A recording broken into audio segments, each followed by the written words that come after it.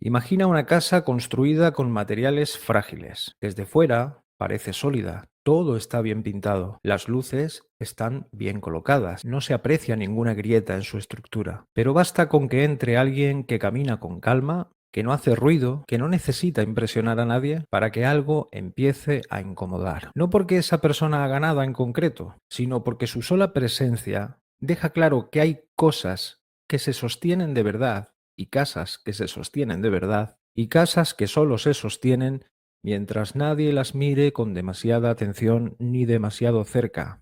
En las relaciones humanas ocurre algo muy parecido y por eso muchas personas empáticas terminan siendo atacadas sin haber hecho aparentemente nada malo. Hoy vamos a hablar de personalidades narcisistas, de por qué no soportan tu benevolencia, de por qué no soportan tu luz, tu alegría, pero no solo de personas narcisistas o de personalidades con patrones y conductas narcisistas, sino de personas cuyos patrones de pensamiento tienden a ser malevolentes. Y aquí entran todas las personas, porque todos estamos expuestos a una malevolencia. Así que vamos a ello.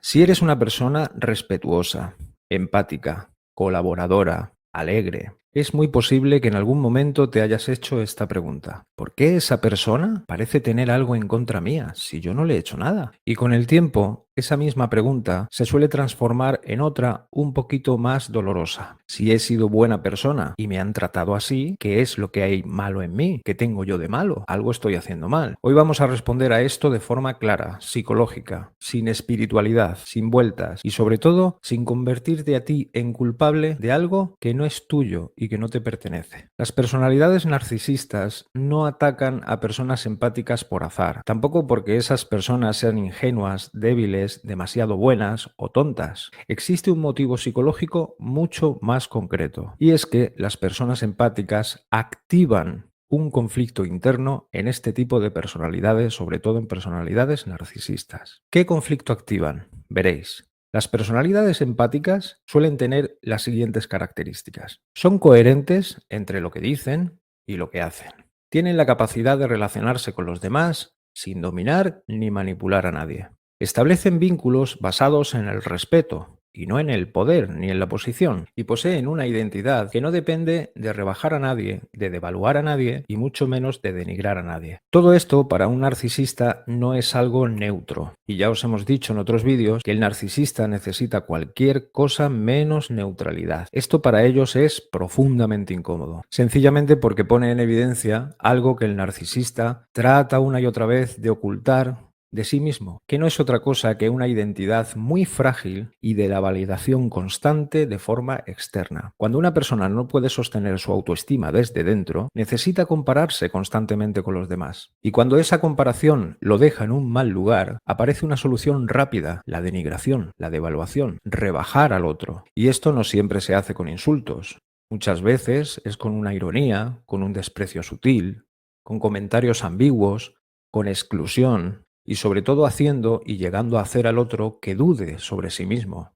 Y aquí te voy a explicar algo muy importante. La personalidad narcisista no se cuestiona, como tú te puedes cuestionar en algún momento de tu vida. No se pregunta, ¿estaré haciéndole daño a alguien? Pero tú sí, tú revisas, analizas y buscas entender. Y ahí se produce una gran confusión, porque el que daña no duda, pero el que es dañado empieza a dudar. Son muchas las personas empáticas que llegan a pensar, quizá fui demasiado buena, o bueno, quizá fui demasiado duro, tal vez el problema soy yo, pero no. El problema no es tu empatía. El problema es poner tu empatía al servicio de alguien que solo sabe relacionarse desde el poder y desde la posición. Y la empatía sin límites no es una virtud, es una exposición. Entender esta dinámica no significa que seas perfecto. Nadie es perfecto. Que no tengas nada que trabajar o que no necesites aprender a poner límites. Significa algo mucho más básico. Dejar de cargar con una culpa que no te corresponde, que no es tuya. Ya sabes que en Metanova trabajamos siempre con un principio muy propio.